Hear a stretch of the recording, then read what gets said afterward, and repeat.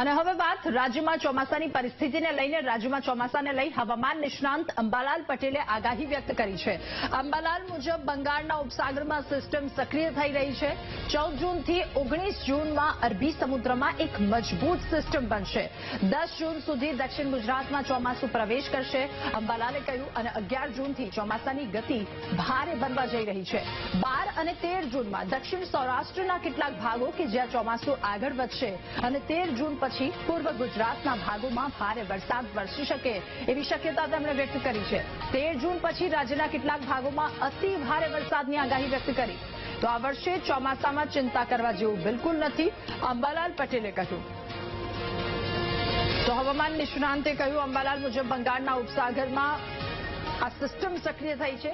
14 જૂનથી 19 જૂનમાં અરબી સમુદ્ર એક મજબૂત સિસ્ટમ ત્યાં બનવા જઈ રહ્યું છે અને સાથે ભારે વરસાદની આગાહી। ત્યારબાદ અંબાલાલ પટેલ દ્વારા એ પણ કહેવામાં આવ્યું કે આ વર્ષે ચોમાસામાં ચિંતા જેવું કશું જ નથી। 11 જૂનથી ચોમાસાની ગતિ વધુ ભારે થશે।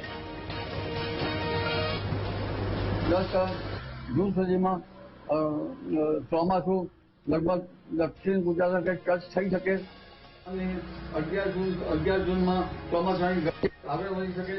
12-13 જૂનમાં લગભગ ચોમાસું દક્ષિણ સૌરાષ્ટ્રના અને દક્ષિણ ગુજરાતના ભાગોમાં આવી શકે અને 13 જૂન બાદ લગભગ પૂર્વ ગુજરાતના ભાગોમાં ભારે વરસાદ થવાની શક્યતા રહેશે।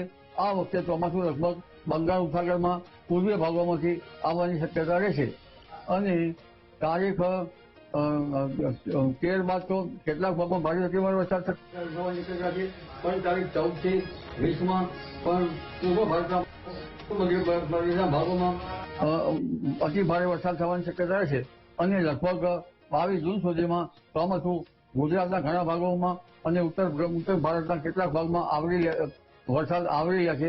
ચિંતા કરવાની જરૂર ચોમાસા અંગે જણાતી નથી। 18મી જૂન પછી બંગાળ ઉપસાગરમાં બીજી સિસ્ટમ બની રહી છે અને આ સિસ્ટમ પણ તેનો માર્ગ પણ ધીરે ધીરે ગુજરાત તરફ રહેશે।